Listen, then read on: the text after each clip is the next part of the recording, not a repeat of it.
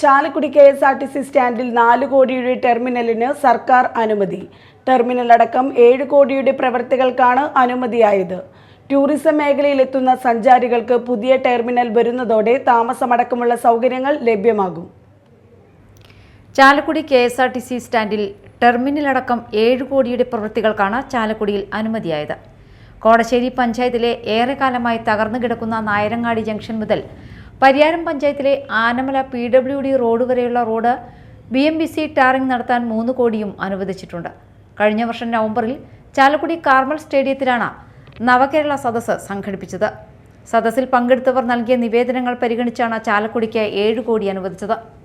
അരനൂറ്റാണ്ടോളം കാലത്തെ പഴക്കമുള്ള ചാലക്കുടി KSRTC കെട്ടിടം ജീർണാവസ്ഥയിലാണ്. ശോചനീയാവസ്ഥയിലായ കെട്ടിടത്തിനു പകരം ആധുനിക ടെർമിനൽ സ്ഥാപിക്കാനാണ് 4 കോടി അനുവദിച്ചിരിക്കുന്നത്. അഡ്മിനിസ്ട്രേഷൻ ബ്ലോക്ക്, താമസ സൗകര്യം, കടമുറികൾ, clock room, canteen, feeding room, ശുചിമുറികൾ എന്നിവയടങ്ങുന്ന 14,000 ചതുരശ്ര അടി വിസ്തീർണത്തിലുള്ള ബസ് ടെർമിനലാണ് വിഭാവനം ചെയ്തിരിക്കുന്നത്.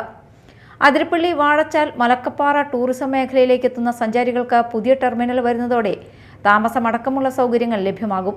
ചാലക്കുടിയിലെ വിനോദസഞ്ചാര സാധ്യതകൾ കൂടി കണക്കിലെടുത്താണ് അനുമതി നൽകിയിരിക്കുന്നത്. 4 കോടി ചിലവിൽ ബസ് ടെർമിനൽ വരുന്നത് വിനോദസഞ്ചാര മേഖലയ്ക്ക് ഉണർവാകും. Media time, Chalakudy.